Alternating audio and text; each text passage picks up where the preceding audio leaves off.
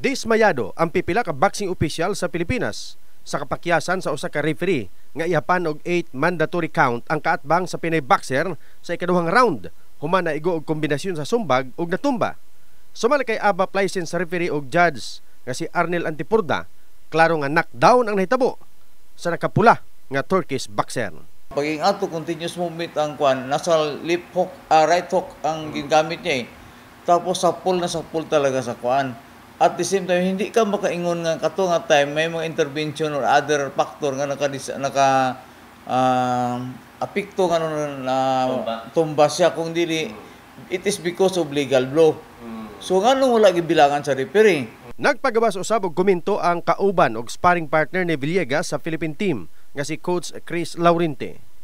Dili ko agree ato nga wala gibilangan sa referee to kay pagkatumba niya sabay impact tapos natumba siya, so wala siya natumba because na-outbalance lang siya. Nung wala po siya natumba nga na-slide lang siya, natumba man siya kay naigo man siya, so matik dapat gibilangan to sa referee. Gipaklaro ni Antipurda nga sa Olympic dili mabaliktad sa mga hurado ang tawag sa referee. So kuay isa professional boxing. Samtang gisugyot ni Laurente nga unta i-adapt sa Olympic ang pag-review sama sa ginahimo sa ubang sports kung adunay challenge aron patas ang laban og may mensahe kini alang kay Villegas. At saka karon sa AIBA, sa bagong rule sa international AIBA, sa AIBA rule, wala na kanang protesta nga may tabo. Wala na. Referee's decision is always final. Ang sa boxing po unta, namatay mga cameras, suggestion lang ba? Namatay mga cameras, ma-replay mo nato na ba? Unta pwede mo i-challenge ang decision nga nganong ingon nato, klaro man kayo nga unfair.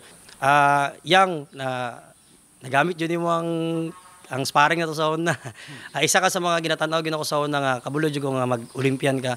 So katong nakita na ko nga na-qualify ka sa Olympics, wala ko nagduda, nakaingod jud ko sa akong sarili nga tama gid ko nga mag-Olympian gid ka. Congrats yang og sa mga kauban nato diya nga mga boxers. Kahibaluan nga bronze medal ang nasungkit ni Villegas sa Paris Olympic 2024. In the heart of changing lives, Chris Verjason, Brigada News.